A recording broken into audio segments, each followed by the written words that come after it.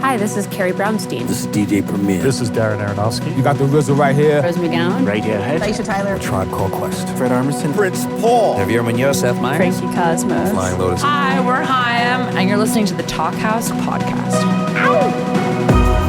What's up? What is up? I'm Elliot Einhorn. Welcome back to the show. On today's Talkhouse Podcast, Kevin Drew of Broken Social Scene in conversation with John Vanderslice. And joining me to intro this episode from the Windy City, Josh Modell. Welcome back, man. That's me. Thank you very much. Now, Josh, you hosted this event last month at South by Southwest. Tell us, how was the fest this year? It was, as always, a lot of fun and total mania. One thing that we'll hear about in the podcast that was introduced to South by this year are these bird scooters that are just all around town and everyone's driving them. And for old guys like me and Kevin Drew and John Vanderslice, they're kind of a menace. But to everybody else, I think they were having some fun on them. Well, Josh, when I saw people tweeting, I thought at first that it was just like a kick scooter. You know, it didn't even occur to me that they're just issuing fucking motor scooters left and right on 6th Street. Yeah, they go like 20 miles an hour. And I think people riding them feel like they're invincible. Right. And to people who haven't been to South by, I mean, you can't even walk, let alone go 20 miles an hour through the streets. But I'll admit, I would have been on one if I was there this year. Well, next year, come down, I'll walk, you scoot. Well, this was an awesome talk that happened on the official South by Southwest podcast stage. That was at the Marriott this year, right, Josh? The fancy JW Marriott in Austin. Ooh. Fairly new place. I got the impression when I met with them that Kevin and John had met each other before, but they weren't super close. But what they did was perfect for a Talkhouse podcast. They sat down and they dove in, and they dove in deep right away. Not a lot of pleasantries, not a lot of, hey, where are you going next on tour? This was like, hey, let's talk about real stuff real quick. I have to say, these are both thoughtful, cerebral artists. Now, Drew is, of course, the leader of the incredible Canadian indie collective Broken Social Scene. That's the squad that's also brought us Leslie Feist, Emily Haynes of Metric, and so many more. Kevin's released a pair of solo records, and with Broken Social Scene, 6 LPs now. He's also been on the show once before. A couple years ago, he joined us in conversation with Julia Holter from Pitchfork Festival. Yeah, the last proper Broken Social Scene LP was Hug of Thunder from 2017. And then this year, they've already released an EP called Let's Try the After Volume 1. And there's another volume of Let's Try the After coming out in April. Josh, from Let's Try the After Volume 1, let's check out the fantastic track, Boyfriends.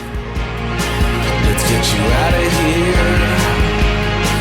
Let's get you out of here. There's no need, my dear. Let's get you out of here.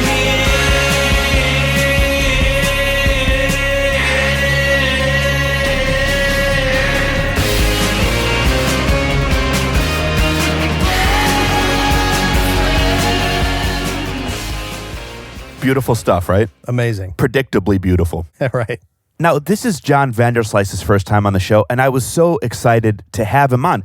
He's, of course, a singer-songwriter who's served as this sort of somewhat under the radar, but insanely prolific and very important force in indie rock for over 2 decades. Yeah, Vanderslice is one of those guys who's like touched a million records, and it feels like he knows everybody. And he's also got this reputation, deserved reputation, for being really smart, really kind, and really funny. So we knew he would be great on the show. Yeah, he's one of the very few artists who have succeeded in front of the mic and behind the boards. For the last 2 decades, he's been running his own studio, Tiny Telephone, in San Francisco. A lot of Talkhouse podcast guests have recorded amazing records there. I'm thinking Tune Yard, Slater Kinney, Death Cab, Ockerville River, and of course, so many, many other artists that have yet to join us on the show.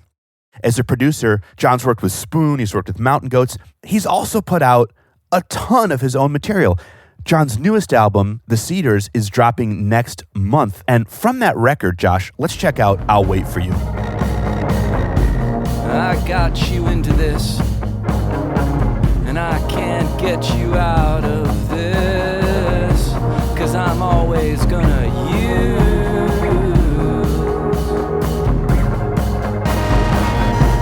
I'll wait for you. I'll wait for you. It's nothing you can't get through. Awesome song, as is the rest of the record, which comes out in April. So in this conversation, they talk about therapy right away. One of them is microdosing. That's John. And Kevin's current therapy is this thing called core acceleration, which he explained to me a little bit after the talk, and it sounds kind of awesome. I want to try it. I feel like finally the music community is really talking about self-care. It's powerful.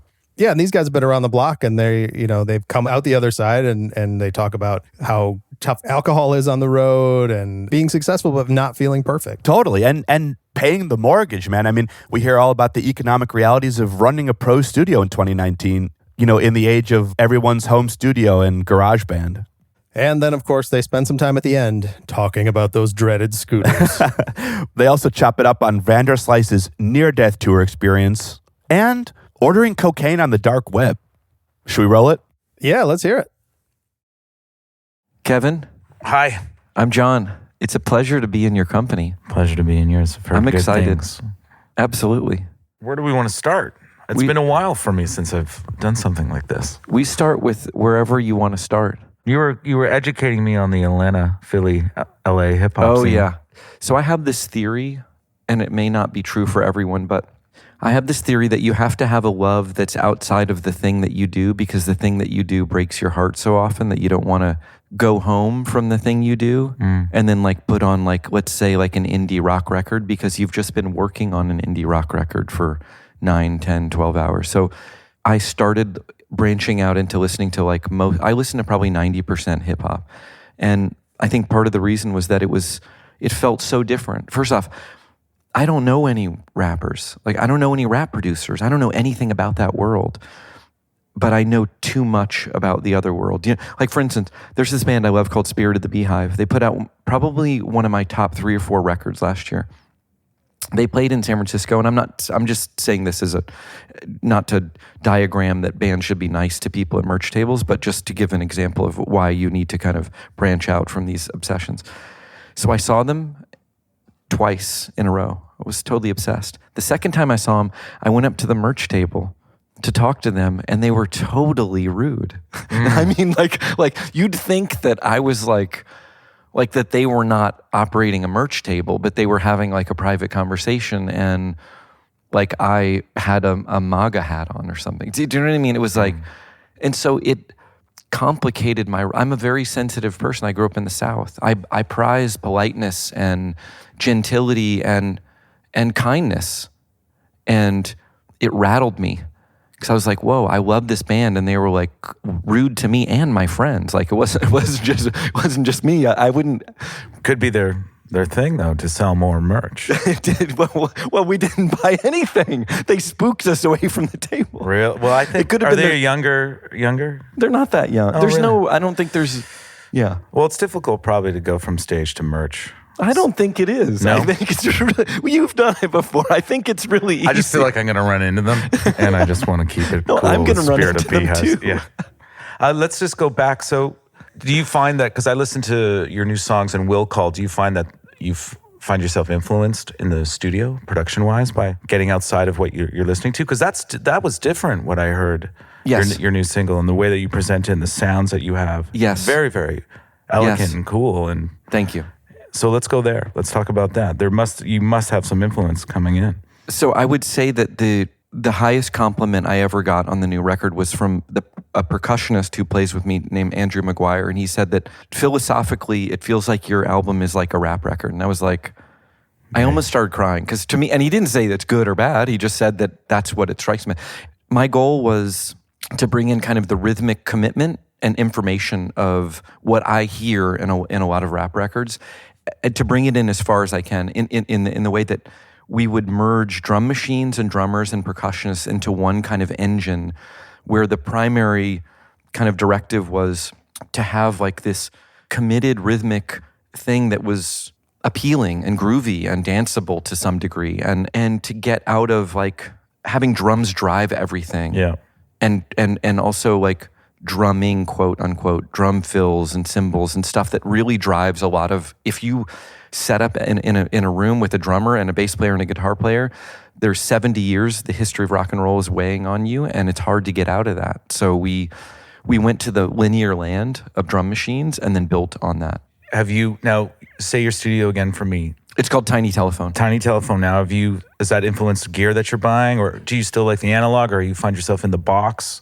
So I'm kind of like maybe stupid in this way, in that I probably should be in the box and I probably should be in a computer. And maybe it's because I'm stubborn, but maybe also, and it's funny because I wonder why I stick to these things, because I do think it probably sounds better if you're on tape, but there's so much energy to do this. So what we did was that we recorded onto tape, and that we used this box called a square wave generator. Okay. So it's like an old school, like pre-SMPTE directive. Like it tells any CV device what tempo to look for, and it kind of clocks to that. So we could slave like an 808 or a modular Moog to a tempo that's on the tape machine.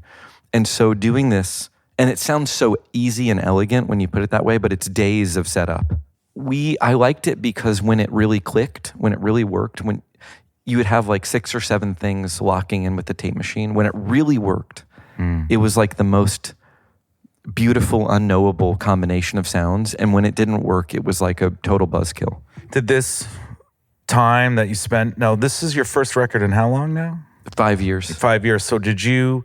I know for myself, sometimes I'll go in to make records and I just need to make them quickly. And other times I want it to occupy my time. I want it to occupy my life. I want to go down certain roads, try out, experiment, and be creative. Is that something that you did with this new one? Did you say, especially the way that you just explained what you were doing with the tape machine and lining everything up? Jenny from Native Cat allowed me to have a little bit more of a, thank you, Jenny, of a cushion in the studio where I knew that I had more time than the bare bones recording. And I also knew that if I was going to I had made 10 records and then stopped making records purpose. I was just like, 10 records sounds good. Yeah. Like, it's a good number. It's a good number. And it's a powerful number. And I'm not addicted to drugs. I can still hear 16K. Like, what's not to love? You know what I mean? Like, I'm not emotionally shattered. I might be emotionally damaged, but I'm not broken. And so I thought, this is a good thing. I'll just produce records and I'll like find a hobby or something. So I thought, if I'm going to make another record, it has to be a real departure. It has to be a separation. Plus, I've learned a lot, and I think very differently about music now. And also, I've produced so many bands that do so many interesting, different things than what I was capable of doing, and I wanted to pull that stuff in. That's important. It is, and I wanted to make a good record. I didn't want to pollute most people are like, oh, there's so much bad music out there. I'm like the opposite. I'm like, there's too many good records. No, there is. There's too many. There's so much good, and it's constantly. We used to go back to the record stores and just walk in, and we used to follow Drag City or Thrill Jockey or Touch and Go, and who was playing what and what musicians were playing on those records, and I find you can do that again. You can start tracing in the recommendation, because you used to ask the record store guys and say, what should I get today? What am I doing today? And where am I going?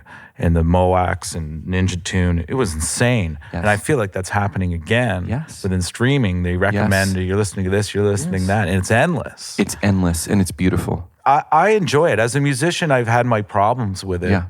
But as a listener, I have not at all. Yes. I've lost days having a wonderful time in my living room, especially in the winter, just discovering bands. And for me, it was ambient music. Yeah. I couldn't believe it. And that's what I would go home and put on all the time. Oh, you got to tell what things. I'll send you. Please do. We're gonna do a little something. But I want to get to the road, because I read that you quit touring. Yes. And I read that you quit touring because you almost were in a fatal accident, or something happened that made you say, okay, that could have happened in the van. I don't want to go out like this. Yeah. And our lives are products of the rumble strip, you know, especially in Europe. Yes. You hit that rumble strip, you're sleeping in a bunk. Yeah. And it's the scariest feeling to wake up to. Yep. What made you walk away? So it was, we were on the 80 and we were going probably 75, 80 miles an hour. And it was dusk, and I think we were in Ohio, and there was a car parked on the 80, and it didn't have its hazards on. It was just parked. And maybe the car seized up or something, but there wasn't even like brake lights. So we were cooking, and we were in the slow lane. And we saw the car maybe 50, 30 yards ahead of hitting it. And the driver swerved over to the other lane, and the van kind of keeled up on two wheels, and I was like, nope. We're out. We're gonna flip. I was like, I knew it. I was like, and we didn't. And there wasn't a truck there. There wasn't a car. We didn't push anyone over. The van went down. We passed the car. I mean, we barely made it around this car. And I thought just immediately, I'm out. I'm done. I had a great run. I was totally happy. I didn't say anything to anyone. We were all quiet and just like, well, we're serving. You know, when you tour, you have so many close calls that you actually, your neurons won't fire anymore. You know what I mean? But my like primal brain was like, no, you're too far out. You're too far out in the ocean. You need to come back. And so I basically went home knowing that I would never tour again. That sort of sounds like you, Seth. Cat Stevens. Oh yeah. He was in the ocean. Oh, tell me. He was in the ocean, and I think he was in Malibu, and he just got caught in the tide. And he said, God, if you let me live, I swear I'll change it all. Wow. And he got to the shore, and I got to see his tour. He did this thing called, how do you pronounce his name? Yusuf Islam. It was like Yusuf Cat Stevens in the attic. So he rebuilt his attic where he used to live when he was a child, and it was stunning. That's amazing. It was stunning. It was such a stunning show. And he literally closed the show with a monologue from Zootopia. No. The bunny's monologue at the end. And he just said, it's really that simple, folks. If we could follow this monologue from this children's film. That's amazing. Yeah, it was, I was turning 40, and it was a 40th birthday. And my partner at the time brought me, and I'll never forget that because it was another one of those things where I thought, oh, he's coming into town. I knew about it. And then it's like, do you want to go? It's like, sure, I'll go. And then I just said, what was I thinking? I know every single song. That's amazing. He busted into Trouble, and I got teary-eyed. Oh my God. Because I was a child of Harold and Maude. You know, I saw that when I was 12 and thought, this is the greatest film of all time. Oh yeah. But either way, getting back to, it's amazing how when you're on the road, the drivers, that's the most important person on the road. Yes. Is the driver of the van or the tour bus. Yes. That's it. Yep. That Absolutely. person has your life. And we know people who've do. have died. We know people who've like lost the ability to walk. It's like it's the way that you're going to go out. You know, the fast way, the slow-mo way is alcohol. And then that's great. Nice segue. Yes. Because that is the truth. I mean, we're now in our 40s. I don't know how old you are. I'm 51. And there you go. We have members in our band the same way. And I always was warned, you know, it's not going to be heroin. It's not going to be cocaine. It's not going to be marijuana. It's going to be alcohol that you're going to slowly see. So do all those other drugs and don't worry about it. And I'm actually not kidding. Well, but it's interesting to see that on the road as well, because it's getting introduced to the nonstop 24-hour bar. Yes. I didn't realize how much it was just going to suck us into that world. Absolutely. And we are in the business of selling booze. Yeah. That's what we do. Yep. And the party that never stops, you have to stay on top of that. Yes, absolutely. And my response early on, so I'm very unusual. I'm a social libertarian to the hilt. Like I don't have I'm Dutch blood. I have Dutch blood. There's nothing in my body that wants me to tell someone what to do. Yeah. And I assume that they can handle their own business. You know what I mean? Like until they can't. And then I'm the exact opposite, but I'm changing. Well, there's logic in your position, but my position is like the government there should be like a drug rehab center on every corner. Yeah. Do you know what I mean? Like there should be no end to harm reduction measures, I agree. Right? And watching the fentanyl, watching the opiate crisis break out. They allowed all this stuff to happen, man. I mean, Purdue Pharmaceutical no one even went to jail for all this shit. Like they wouldn't put gel in oxys for 10 years because they knew people were crushing them up. So the problem is it's always like exacerbated or created by your government. Yeah. Do you know what I mean? So my thing, I've never drank alcohol once on tour since I've been playing solo, which started in 2001. So for 2001, I played 1,100 shows. I've never had alcohol. I was just at brunch this morning where mimosa party. Yeah, so they were drinking. I was just like, no, I'm a guy who orders cocaine from the dark web. And I was like literally about to be like, are you fucking crazy? It's like noon and you're having a margarita. Are you insane? Do you know what I mean?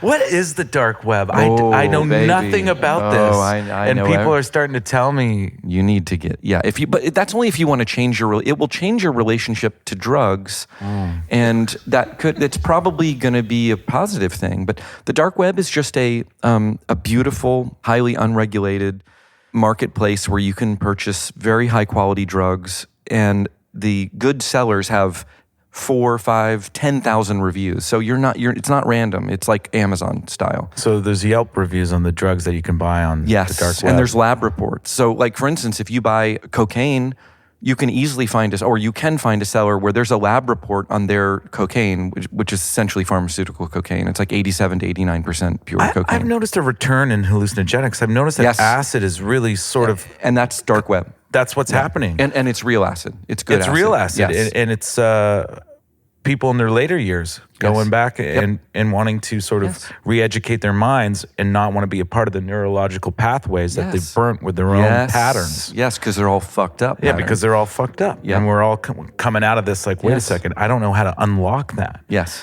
And of course, you can sit in therapy and you can read your books and you can practice meditation and things like that. But a lot of people are saying, fuck it, I'm going to go take some acid and really see if I can rejig the way that I'm seeing things. And maybe do all of them, all of the above, I mean, I started microdosing about 8 months ago, and to me it was incredibly valuable, but I'm also in therapy. So it's part of the, part of the whole thing. Do you ever microdose and go into therapy?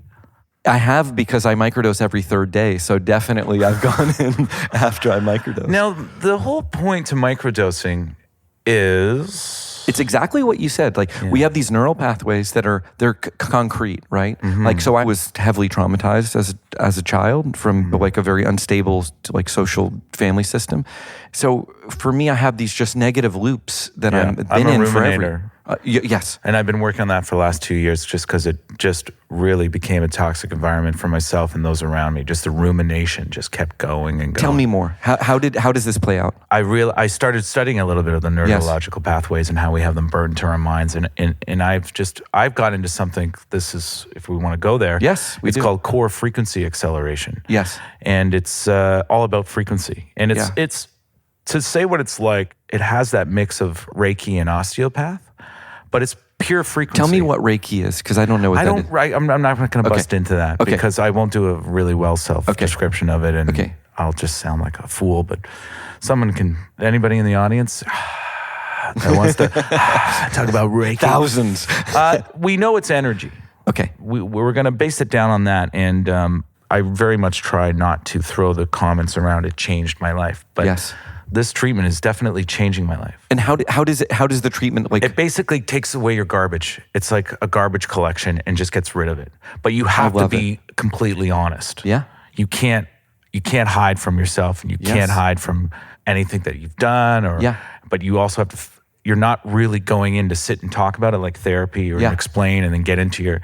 Everyone's a victim of a victim, and your parents and their parents and their parents and their parents. Yes. You skip that process. You just get it out of you. And then you move forward, and every day you're just trying to get to, it's just about getting to the high level, the place where it very much sounds like you're living, where it's just you're free of yourself and you're free of the paths, the patterns that you've burnt into yourself. So it's changed your life. It's changing my life. Do you feel like much happier? Was it? I do. I was not happy there for a while, and I said to a friend the other day, the only thing I regret is how much time I spent regretting, and how much time I spoke about with others how much I regretted, and it was hard for me to sort of get out of that loop. I was stuck. How connected was it to music, creativity, band management? It's actually not. It was more just about. And it's a constant work in progress, but it was more just about my own side of the street. And did your personal life also like suffer from this stuff? Yes, I think in the aspect of whenever I live in the high and low life. Yeah. It's highs and it's lows. And there's a lot of stereotypes to the aspects of how creative I can be in this area and that area. And of course now it's all under the microscope. But I really realized I just didn't want to do that anymore, because it's just becomes it is a work in process, but it becomes a constant annoying, suffering aspect to the day-to-day. And it's more about, I think with the band, I mean, we are sort of who we are. Yeah. And we're not going to change. I mean, my drummer and I yesterday got into a little something, and it was just, once again, this is where we would go. Yeah. We went there. We immediately pulled out. We hugged. We embraced. Said, sorry, this is just crazy. We're at South by. It's nuts. But you're constantly, the band with me, they never knew who they were going to get. And sometimes they still don't. Yes. And but the aspect of why we're still here is because of this aspect of friendship and love and wanting to continue. And we love playing music together. Yes. So when we made Hug of Thunder, case in point, I knew I was drinking too much. I had a lot going on, and there was a lot of confusion to what was going on around me, and I stopped drinking because I realized I wasn't going to be good to anybody.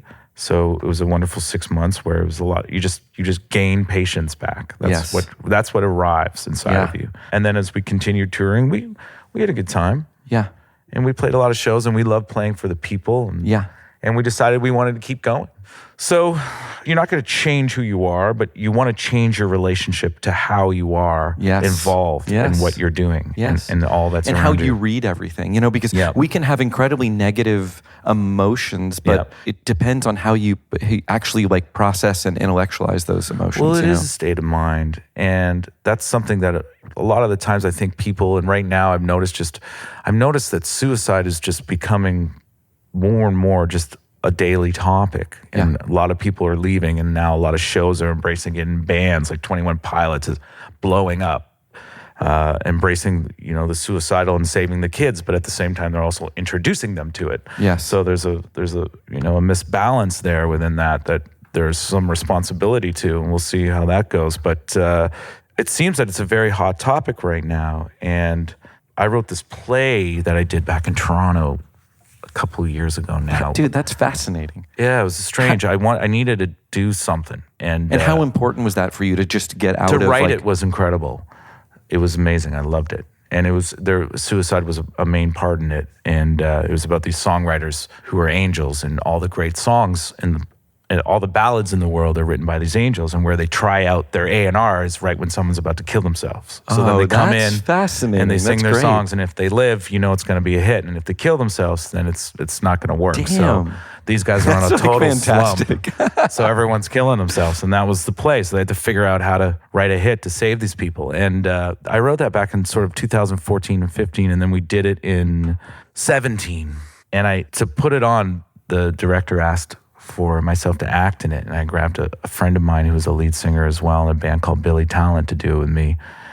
It was nuts. I bet it was nuts. It was to talk about method acting. And I just got off the road. I had the flu. A friend of mine had just passed away, and that was happening for a long time. So I was completely, though so grateful and happy to be in his life. I was also very uncomfortable, but I couldn't nail it. I didn't know how to describe it. I didn't know how to pinpoint why.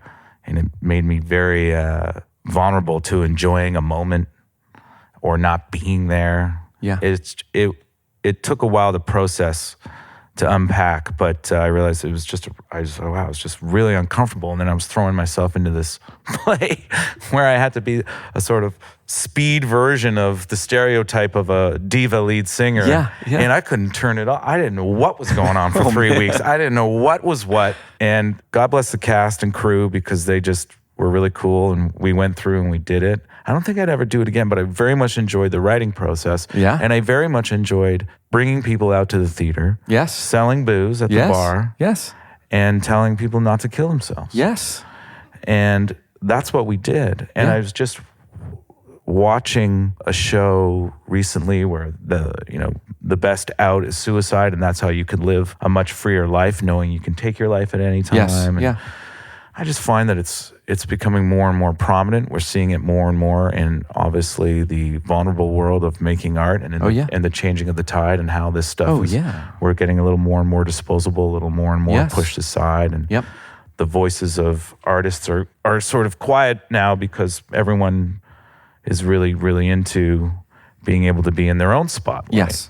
And the record cycle exacerbates whatever high and low thing you got going on. It will push you up and down way further. Oh yeah. I think there's this aspect that I've been saying for a while, is that I feel like, and you seem someone like this, that it's really going to change. And when it does, it's going to go into social work. Yeah. I really hope that social Yes. work becomes the new aspect Yes. of the typical rock star. Yes. That's where we all start going, because no matter how horrible it is and how many Marky Wahlberg rock star films we see, and then we got Dirt coming out with Motley Crue, and just this constant stereotype of bullshit that keeps going, that will constantly still fly. There is something to the idea of it will have its ending, and then all you really wanted to do in the first place before you started screaming at crew people was help people. Yes. Yeah. And connect with an audience. Connect with in them. whatever way you can. And narcissism wasn't really the aspect of why you were doing that. And popularity didn't dominate the field of why. Well, you started probably in a basement recording alone, which on is a very, 4-track. very different, you know. And I Totally. find a lot, as you were saying, a lot of this new music, it's great because you can see that's where a lot of these people are starting. Yes. And also, you know, part of the rap thing for me is that it's totally disconnected from spending money on production. You know, my whole life is studios, studio time, consoles, buying a Neve channel that costs $4,000, like stuff that's actually untenable in the marketplace of like independent music. And rap has like kind of disconnected itself from studios, from live performance, or even live production needs at its core. You know what I mean? Like there's tons and tons of experimental rappers that they've been looking at GarageBand screen, and that's it. And that's their and SoundCloud and Bandcamp until they like actually have some fans. They're not. I mean, I was touring in a van when I had no fans. You know what I mean? Like it's almost like opposite world in like indie rock, where you the onus is on you to actually go door to door and like print up cassettes or CDs or records and like go backwards and create like you have fans. to push it. I remember so many artists, they burn 500 CDs because that's what you had to buy. Yeah. And then they just go under the bed. Yes, yeah. And I would always say back in the day, like, if you're going to do it, don't put these under your bed. Yeah, Make because sure monsters are real. monsters are real. And they'll rip your shit off. Yeah, they would totally. That's cool. I think that it's interesting because there are so many studios out there now. Remember when the studios were dying down? Now they're just all back. And I used to be like a pastor that was like, I believed in God, I believed in spreading the word of God. I'm almost like a complete closet atheist now with studios. Do you know what I mean? Like I don't care anymore. I'm moving to Los Angeles as a reaction partially to this. Like Are you moving there? I'm moving there in June. Someone gave a great analogy about LA. It's like, it's the tip. It's the back of the Titanic. Everyone's running to the back. Absolutely, definitely. That's what LA is. And it's amazing because you go down to LA and there's just like box vans and U-Hauls everywhere because everyone's moving there. But you also hear like there's more work out there. There's more work. There's no work anywhere. There's no work. You got to go to LA. There's lots of work out in LA. There's no work like in LA or anywhere in the like. Good luck. Well, you just got to get there on time.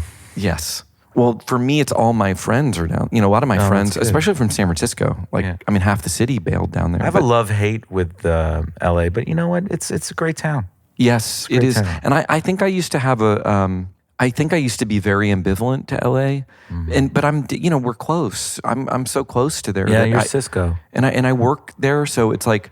And your town is taking a massive hit, is it not, San Francisco? It should take a hit from a missile is what it should. I mean, that thing should be wiped out. And that's just because why? Just because the tech world came in there and... I think you can't pump like billions and billions of dollars into a 7x7 peninsula that was already one of the richest places in the world. You know, it's like, it's perverse. I mean, there's like this world city expense index that came out last year. Basically, like it aggregated like rent, buying, electricity costs, healthcare costs, quality of living, CPI stuff, all into like what it costs to live in a city in each year. And San Francisco was number 1, and Oakland was number 4, and I think like Tokyo was like 3. You know, so you could live in, let's say, like Strasbourg or Paris, or you could live in Barcelona, or you could live in like Copenhagen, or you could live in San Francisco, and it's like. No, do you know what I mean? Like San Francisco is not like that. It's not all that. You know? And you're gonna get your studio out of there. The studios have to stay because part of the kind of the. Can I cuss on? Am I allowed to cuss on? Yeah, it's part of the dark web. Fucking. You know what's funny is that I'm worried about want. cussing, but I've already been endorsing hard drug use, so it's like. The mind fuck of a studio is that it's so infrastructure based. I mean, basically you're building a room inside of a room and you have to like redo all the electrical and all of the HVAC. It's a sucker's game because you're actually like building like a clean room as if you're in biotech, but you're just charging like $300 a day. It's like you know what I mean? It's a joke, you know? I will work there for $300 a day. Yes. I wasn't aware. Is that what you charge? Yeah, the studios are cheap. Really? Yeah, the studios are cheap, but they're historically under market and they're historically sold out. So that's wonderful. That's good. It's great. That must make you feel great. And it is social work. I think it's social work, and I honestly think that the world owes me a lot for running those. Like I really do. Like I can with a straight face ask someone for money. Do you know what I mean? Like I have no problem with that. Yeah. And I can ask Ritual Coffee for 6 pounds of coffee a week with a straight face because I think we deserve it. You know, that's a local roaster in San Francisco. Yeah, no, that's quite good. I like that confidence. Yeah, well, it's earned from being beaten down by a tech city for so long. You know? So the thing with the studio, those studios will stay in San Francisco. There's 2 rooms in San Francisco. There's 1 in Oakland because the infrastructure costs. Usually studios are 7-year payoff. So you build them 7 years. And I was for the first 5 years of the A room in Tiny Telephone, I was a waiter. So that's how I funded the studio. And I made probably more money then than I do now, which is crazy if you think about it. Yeah. And once the studios are paid off, they really have to stay still and just like make money because then they're paying off the next room. Yeah. So then I opened the B room and the A room was paying off that. And now the A and B room are paying off Oakland. Oakland has 2.5 more years of loans. And then like on its surface, as long as everything stays the same, I am month to month in leases in San Francisco in all places. So we are very vulnerable, and that we're even still there is crazy. It sounds crazy, but I love how thorough you've been in this description of keeping your studios in Cisco and Oakland. Yes, I think about this stuff. It keeps me up, and like I'm on the edge of bankruptcy, and I. You know, there's a lot of goodwill towards the studio, so I leverage that as much as I can. And so the studios will stay. We have a studio manager, Jacob Winnick, who's awesome. There's 6 full-time engineers and 1 part-time engineer right now.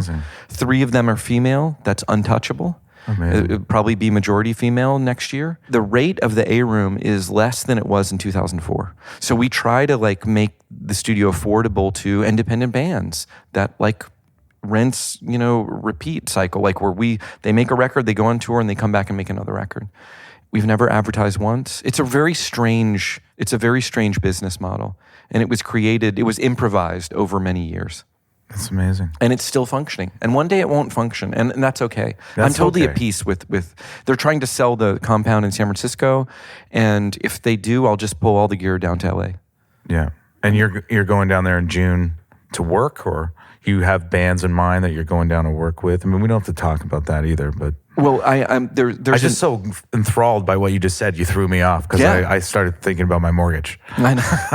I think about my mortgage every day. Wait a second, where am I at with my mortgage? I actually, I don't know if you have this stuff, because you're in Canada, right? Yeah. Are you in Toronto? I am. Yeah, lovely city. So the lovely town. Was so late on my mortgage that I'm on probation now. They've sent me basically like so many foreclosure letters that I'm now in a period of probation where I cannot pay my mortgage using anything other than a cashier's check. So it creates a tremendous amount of stress if I'm on tour to pay my mortgage, but I deserve it. I was late. Yeah. So many times I'm not mad about it. You But did this. That's classic saying. You did this. I did this. So my friend John Congleton, who's an engineer and producer in LA, I'm renting his house. Wonderful. He is now building a new studio in LA, which is close to that house. And so I'll probably end up working in his studio. And so and I live right next to Gus Seifert and Bedouin. So I'm part of this like cool constellation of creative people, and I'm psyched. Are you out in that hood? I'm in that hood, historic Filipino town. I'm next door to Gus and he has Osni. he has the Tascam 1/4 inch, doesn't he? Yes, absolutely. I love that studio. It's great. I only went there once, and he showed, this is what we first made our records on, which was a Tascam, what's it called? I think it's 388. Yeah, does that sound 1/4 right? inch reel to reel. Yeah. We did Feel Good Lost, Broken Social Scene, Feel Good Lost on that. That's awesome. And I remember walking into Gus's house and seeing that, and it was as if I was just brought you back. hit by the youth of making these records, because Charles Spearin from Do Make Say Think and myself worked together on that 388 with Casey Accidental and Do Makes Say Think, wonderful, incredible band, made some of their records on the D88, and then the Tascam, but then we hooked it up to is that what it's called, the DA88? Yeah, I think that you mean the, is that a DAT thing? Yeah, the DAT. Yeah. Oh, so we could get more tracks? 15 tracks. There you go. Because we had to have one for, is it SMPTE? SMPTE, yeah. Yep. We had to have one track for SMPTE. Awesome. That's how we used to do it. That's awesome, man. Yeah. And the 388 has vibe for weeks, Oh man. my God, it's incredible. It's great. A lot of really, really good records done on 388. Really amazing. By the way, thank you thank you for your thoughtful questions and your kind, wonderful pleasantness. Well, thank you. You actually, as soon as I met you, I thought, oh, okay, this is going to go great.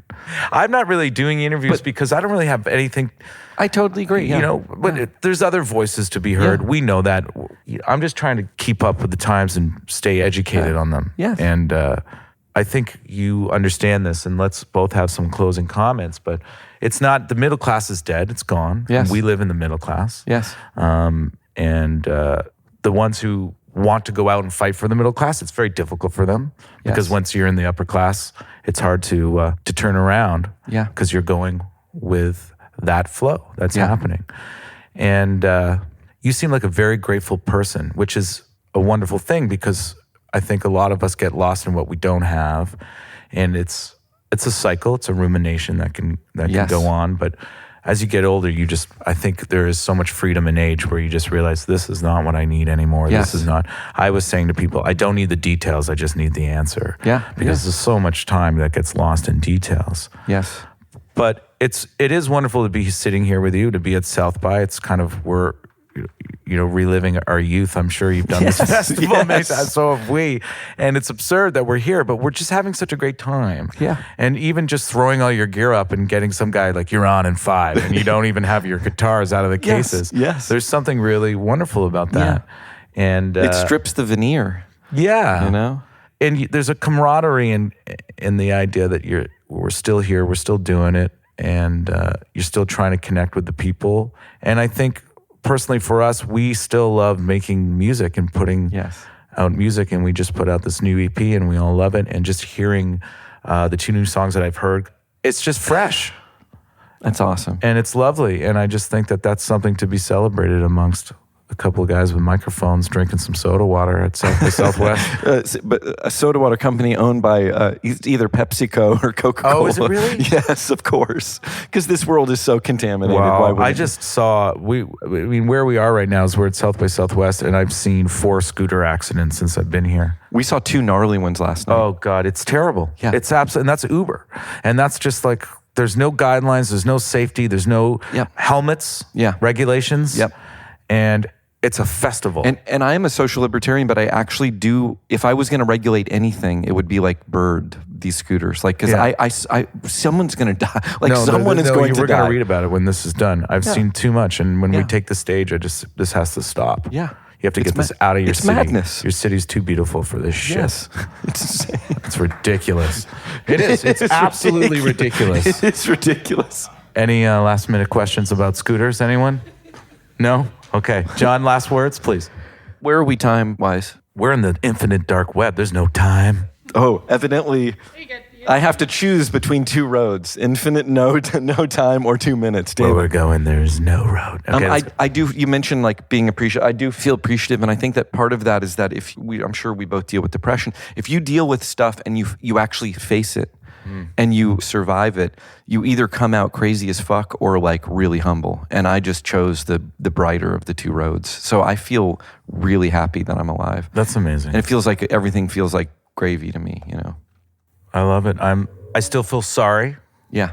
But I want to live. Yeah, and that will change. Yeah, because you're in very important therapy right now, and it's changing you. Very important frequency. It is core frequency. I need to know about this, and then I'll tell you. And I'll tell you about what I know. Yeah, let's exchange that outside of the stereotypes of 2 lead singers.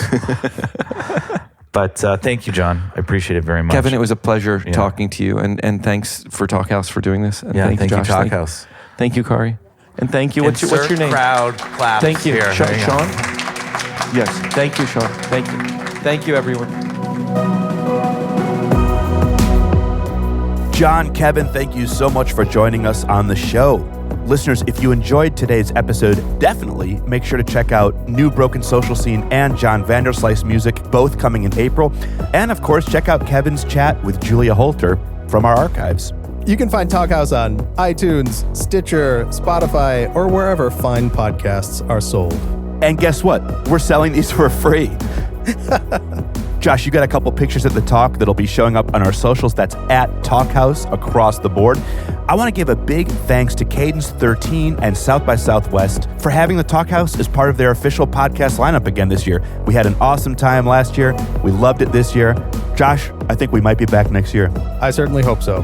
This week's episode was recorded in Austin by Sean Cherry and Kari Erickson, and at Hook and Fade Studios in Brooklyn by Mark Yoshizumi. Josh, you're recording yourself in Chicago. I sure am. The Talkhouse Podcast theme song is composed and performed by The Range. Make sure to check out the events tab on talkhouse.com because we have some very cool stuff coming up, including a very cool record store day event. We're curating all of the DJs for Rough Trade NYC, and I'll tell you, there's going to be some really fucking cool artists coming out. Josh, on our way out to close this show, I want to say we have some very cool episodes coming down the pipeline, including Cherry Glazer's Clem Creevy in conversation with Kate Nash, and Karen O talking with Sam Spiegel. So listeners, there's your tip-off. Subscribe. Until next week, I'm Josh Modell, Executive Editor, here with Elia Einhorn, your podcast host and co-producer. Big shouts to Mark Yoshizumi, the Talkhouse producer. Woo! See you next week. Bye.